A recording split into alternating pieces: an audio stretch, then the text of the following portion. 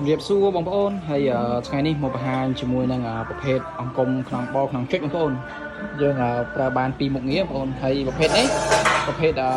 ងាយសម្រាប់បងប្អូនយកទៅប្រើអញ្ចឹងសម្រាប់បងប្អូនដែលគាត់ចង់បានប្រភេទអង្គមបចុចប្រភេទខ្នាតនេះតម្លៃសមរម្យបងប្អូនហើយបងប្អូនអាចសេរីសង់ត្រេបានគ្រប់ប្រភេទកង់ម៉ូតូមិនថាកង់ត្រេបាននេះបងប្អូនខ្ញុំធ្វើតម្រូវទឹកម្ដងអញ្ចឹងអានេះយើងប្រើចុចលើនឹងហើយយើងសង់ត្រេបានបងប្អូនអញ្ចឹងបើបងប្អូនដែលគាត់មានតម្រូវការប្រភេទបោចុចប្រភេទខ្នាតហ្នឹងបងប្អូនអាចកម្មងខ្ញុំបានបងប្អូនចាប់អារម្មណ៍បងប្អូនអាចឆាតចូលពេកខ្ញុំផ្ទាល់ឬក៏បងប្អូនអាចទាក់ទងខ្ញុំបានតាមលេខ Telegram ហើយដូចខ្ញុំបញ្ជាក់អញ្ចឹងចំពោះតម្លៃគឺតម្លៃសមរម្យបងប្អូនអញ្ចឹងបើសិនជាបងប្អូនយកទៅប្រើសង់ត្រេកង់បានច្រើនបងប្អូនចំណេញបងប្អូនអញ្ចឹងបងប្អូនអាចមើលបានในខ្វល់ប្រឡងខ្ញុំដាក់ហើយយកទៅប្រើគឺមកអេមអញ្ចឹងយើងមានទាំងអស់ទាំងចុចទាំងអីនៅលើនឹងបានទាំងអស់អញ្ចឹងបើចាប់អារម្មណ៍អីអាចកម្មងបានបងប្អូនចំពោះអីវ៉ាន់គឺខ្ញុំដាក់